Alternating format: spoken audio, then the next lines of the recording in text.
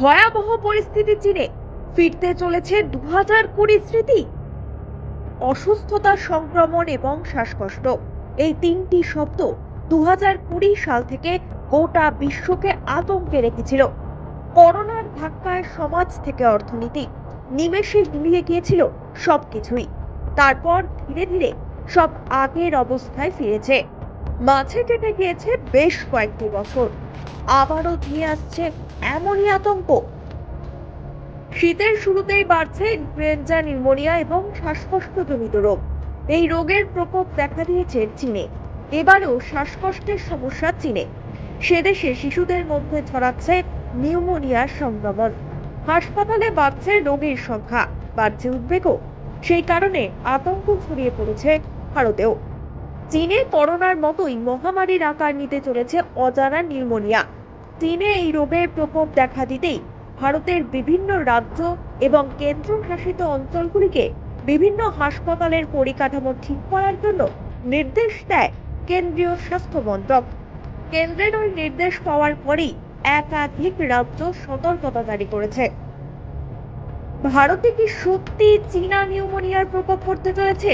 কি বলছে দিল্লির এইমস এর রিপোর্ট? জেনে নেওয়া যাক। সূত্রের খবর, দিল্লির এইমসে মোট 7 জন নিউমোনি ব্যাকটেরিয়া আক্রান্ত রোগীর সন্ধান পাওয়া গিয়েছে।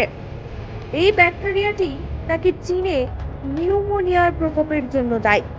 গত এপ্রিল মাস থেকে সেপ্টেম্বর মাসের মধ্যে এই 7 জন নিউমোনি আক্রান্ত রোগীর সন্ধান মিলেছে।